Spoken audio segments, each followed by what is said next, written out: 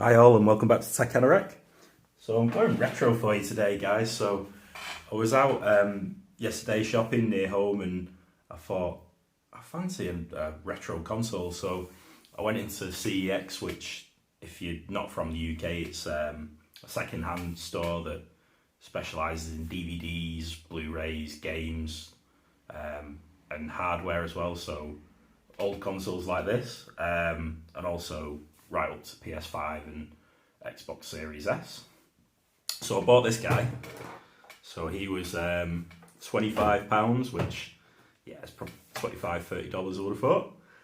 And the guy in store, he was being quite nice actually. He was trying to offer me a boxed PS1, the ONE, like the little mini one. And I thought if I'm being nostalgic, I've got to have the Sony PS1 that I got when I was, what would it be, 14, 13? So yeah, it's a bit discoloured over the years looking at it. It's gone a bit yellow, but for a console that's potentially, what is it, 25 years old, you know, it's in good shape, and the build quality on them, solid little things. And again, I've not handled one since I was a kid, but surprised how light they are.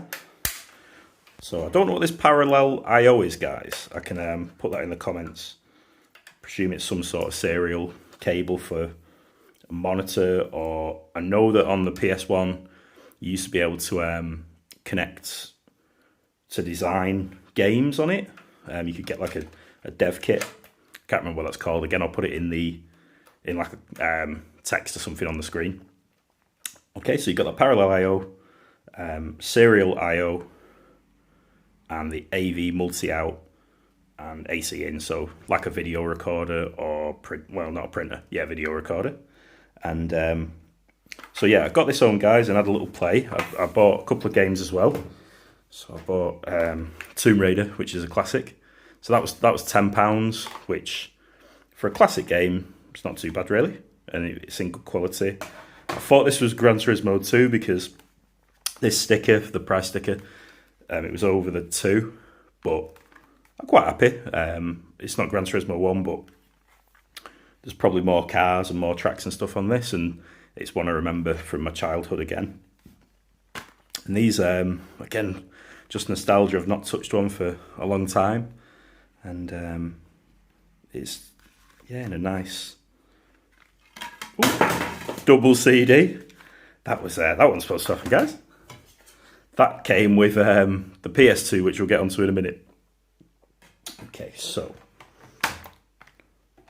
yeah, for you know, the younger generation that haven't seen these, the funny little cases are a bit like a fat CD case, really. I suppose the younger generation might not have even done CDs, but yeah. So there's them. Just that feeling, like I say, it's proper nostalgia of things you've handled, you know, years and years ago. There's your PS1 memory card. So that was £6. I bet it's only about 4 megabytes or something, or 8 megabytes, I would imagine. But again, it's built to last, little thing. And made in Japan. Okay, and when the PS1 came out, see if you can guess what's missing, guys. Normally there's something here for your thumbs. So no analog sticks, so there wasn't a dual shock of any nature when it first came out. But I quite like this. It's a bit funny playing Tomb Raider because you can only navigate on the D-pad, but again, they built this stuff to last. It's, you know, and it's a format that has gone right through to the PS3, PS4, adapted a bit, hasn't it? Got a bit fatter. But, you know, you see this and you know that's PlayStation. Okay, and then let's have a look at this guy. So I got this home, like I said, and I started looking on Facebook Marketplace, which is my go-to for buying cheap stuff from, you know, people local. And I saw this for sale for £15 from, you know, a private seller, and it said it had no leads, So I thought, I bet it's got the exact same leads as the PlayStation 1. And after a quick Google, it does. Oh, let me show you the leads that came with my PS1. So sorry, these came with the PS1, so the serial... Oh, sorry, AV out IO. So AVI out... AVI IO out is this one, little serial plug. And luckily I've still got TVs that have SCART leads. And I think it's called composite. But in the box for this PS1 that I bought, it had the aerial adapter. I don't know if you've seen that, guys, but I don't have a TV that takes the aerial adapter anymore. So, you know, this isn't too old technology, but we're used to HDMI, obviously. And here's my plug that came with it with the PS1.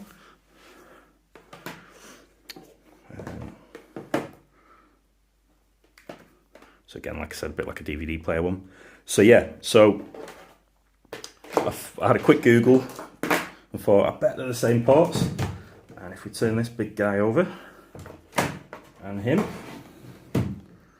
So, power,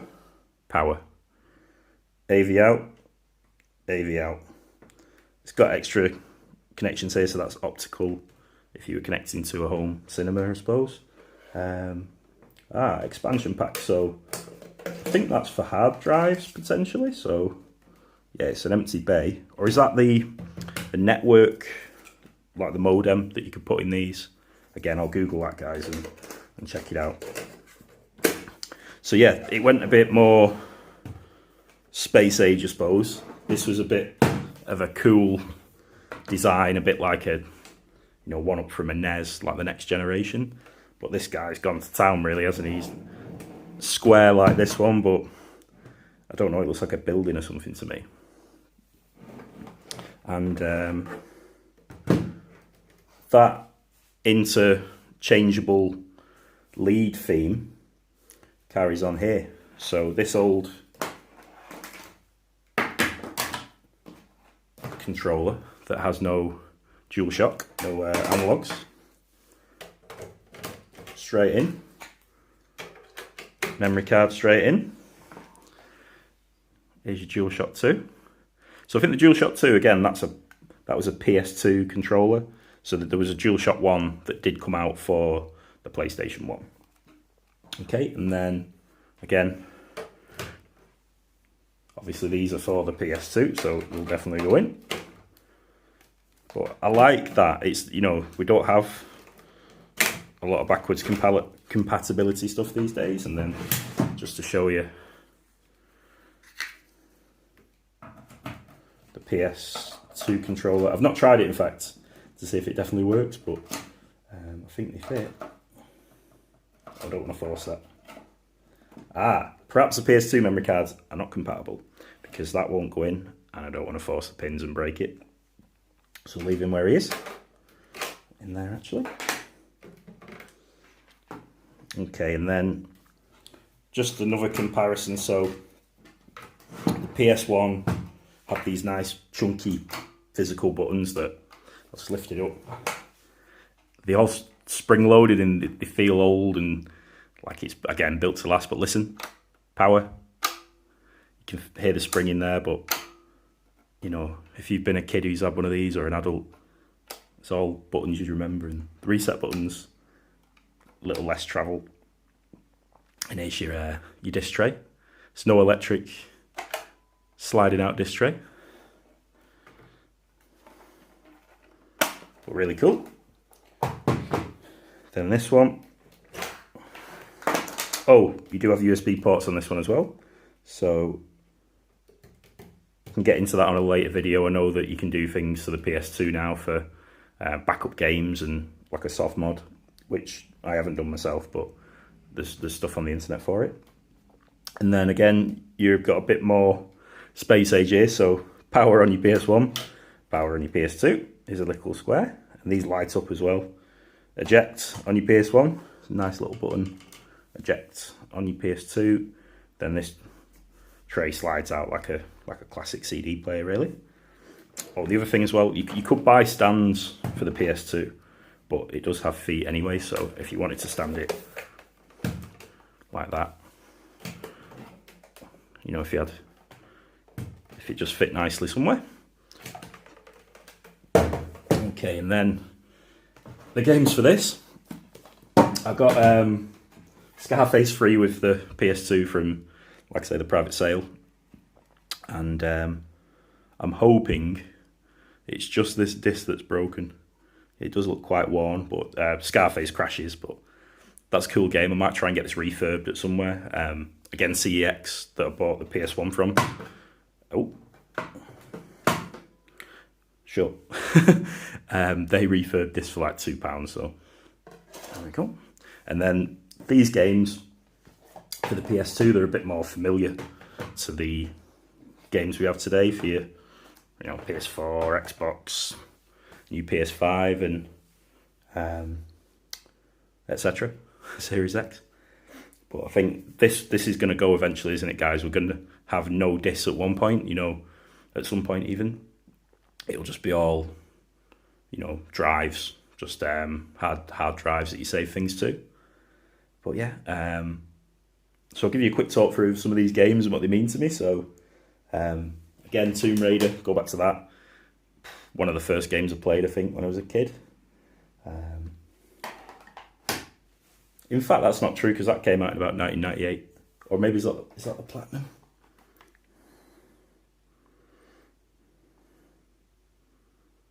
It says 1998. I'll check that out again, guys. I remember playing Twisted Metal a lot on my PS1. And they're quite expensive PS1 games in comparison to these. You can get these for like 50p for the PS2. But the PS1 games are, yeah, anywhere from about £3 to Twisted Metal's about £40-50 or so. Okay, so Gran Turismo free. I think the A-Spec is not the full game, in fact, but again, this was only 50p. Well, there you go, guys, DualShock 2, so that is your PlayStation 1.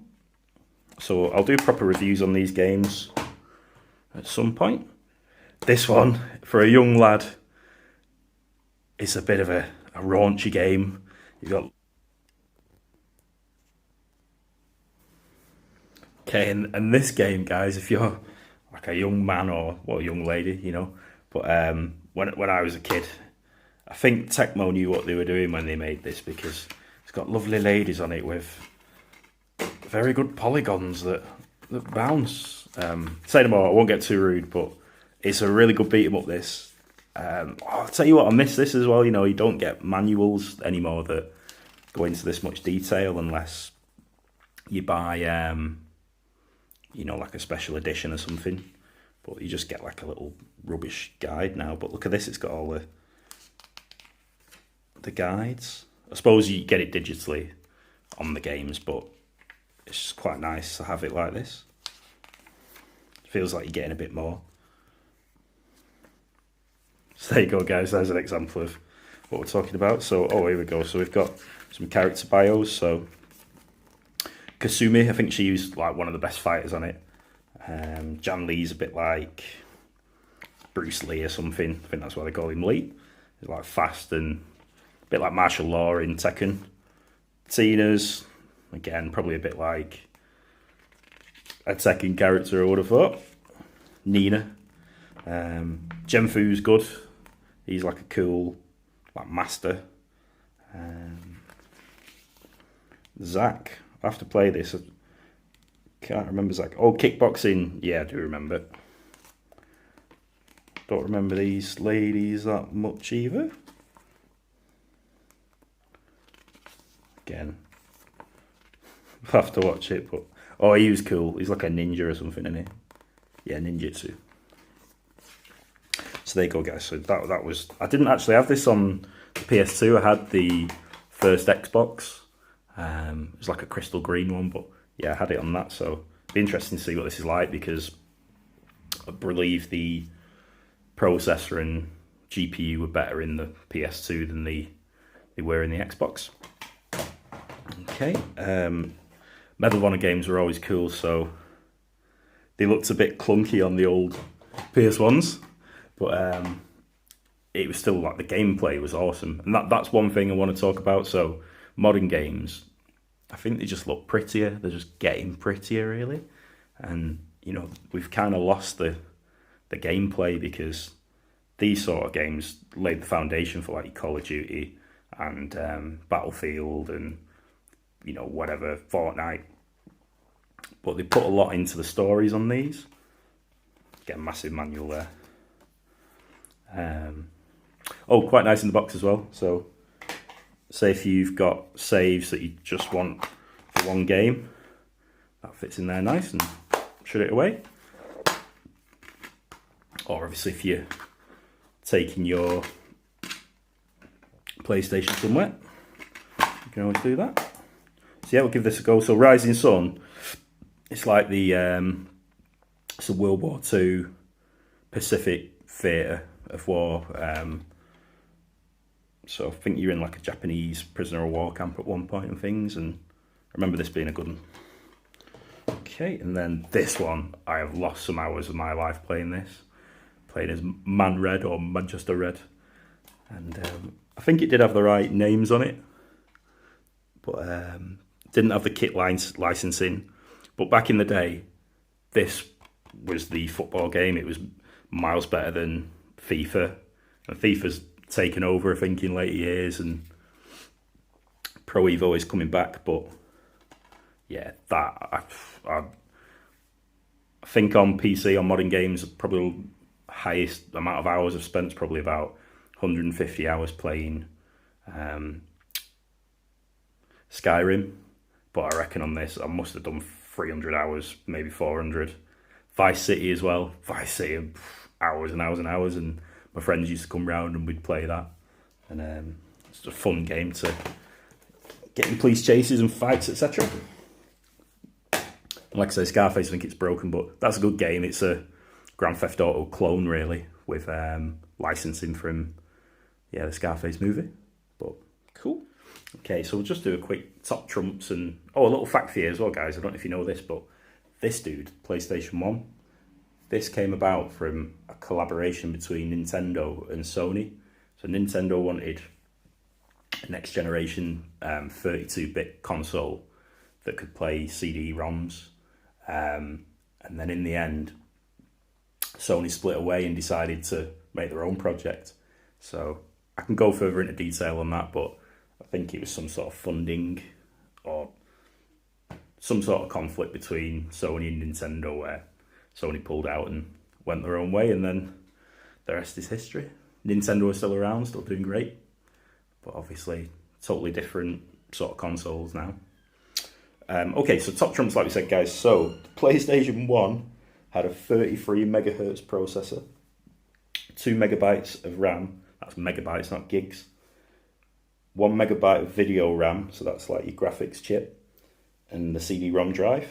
In comparison, the PlayStation 2 had a 294 megahertz processor, which increased to 299 megahertz on later models, so presume that's the PS2 Slim.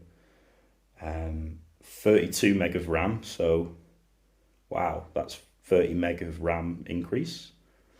A GPU clocked at 147 megahertz, 4 meg of video RAM, so 4 times the video RAM on the GPU, and a DVD-ROM drive. So obviously a CD-ROM can hold 700 meg. Oh, not that much even.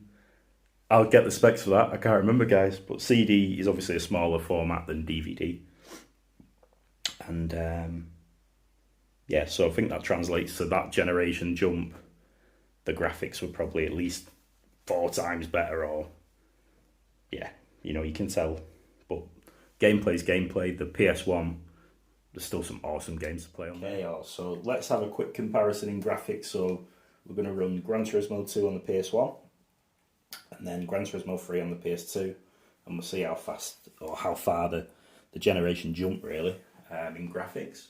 So, also, who do you think's got the better? Well, which console's got the better boot sequence? I'm going PS1. The PS1's just so classic.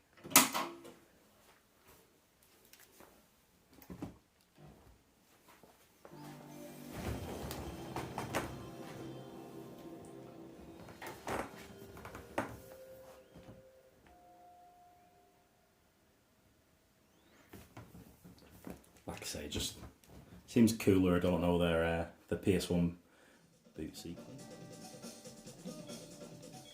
Okay, so I think we've got to pick a Skyline. It's the classic. There's many classic Gran Turismo cars, but yeah, you got to have a blue Skyline, I think. Oh, I didn't know you could do drifting. Never did drifting. Right, so let's see how rubbish I am at driving.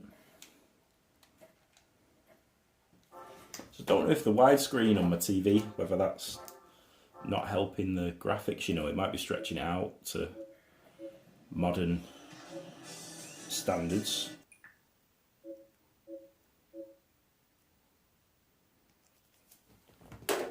Yeah, so I've put it in 4.3. 6.9 is good for YouTube, but not good for old school gaming, I don't think.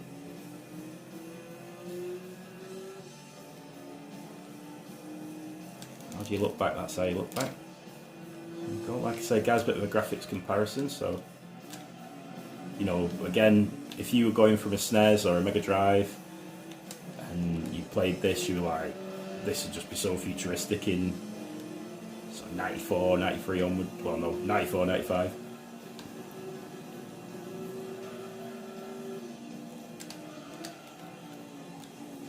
So obviously I need to practice on this.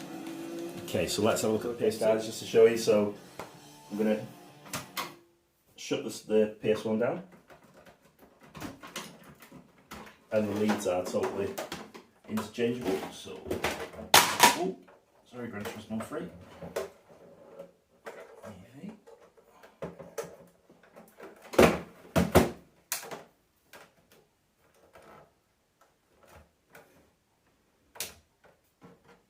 Okay, so there's those lights we were talking about. Use your disc tray ejecting. Oh, another fact, PS1 games backwards compatible. So that's Tomb Raider 1 from the PS1, but plays on the PS2 fine. So yeah, it's a bit weird, the PlayStation 2 boot sequence. I don't really get it, I don't know what they were going for. But again, still cool classic games. So we're in Gran Turismo 3 and very similar menu, arcade mode we're going to do again. And let's compare the Skyline between the PS1 Skyline and the graphics on the PS2 Skyline. So it should be a big jump. I think I didn't press arcade mode quick enough then and it went into a demo. Okay, single race. Easy peasy. Midfield, that's one we had on Gran Turismo 1. A-Spec. Here we go, guys. So let's pick the same blue. So look at that, that's definitely gone up a notch. You can see all reflections and a lot more detail on the car. Let's have a quick race. So yeah, it was a massive jump, I suppose. I think the PS2, did it come out in 99? So only 5 years, but you can really see how, you know, progress was made there.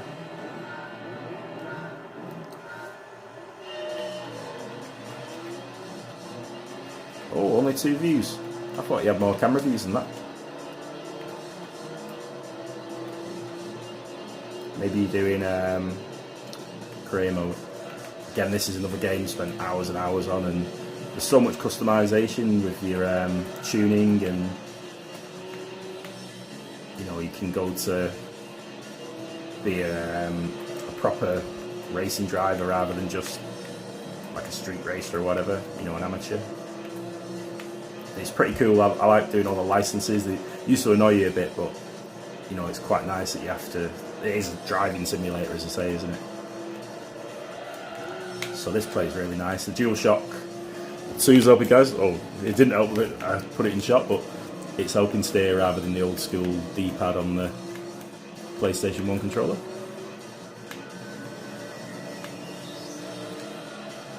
I think I'm going to be playing a lot of this. It doesn't look that bad by modern standards as well, and you know, this is on widescreen. I think the PS2 it's fine to be on widescreen though.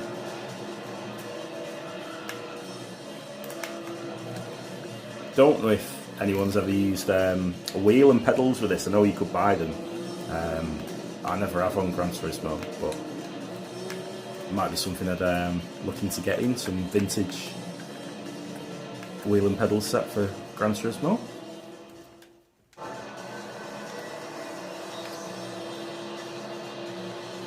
See if we can win this race.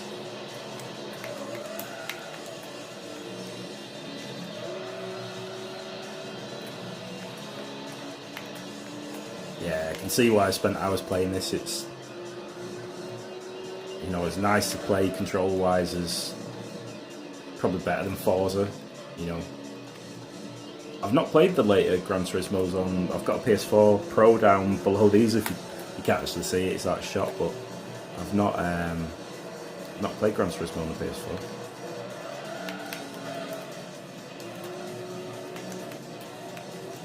I remember doing laps and laps of this track when you do the racing driver, like 24-hour races and things, and you have to pit and change your tyres and all sorts.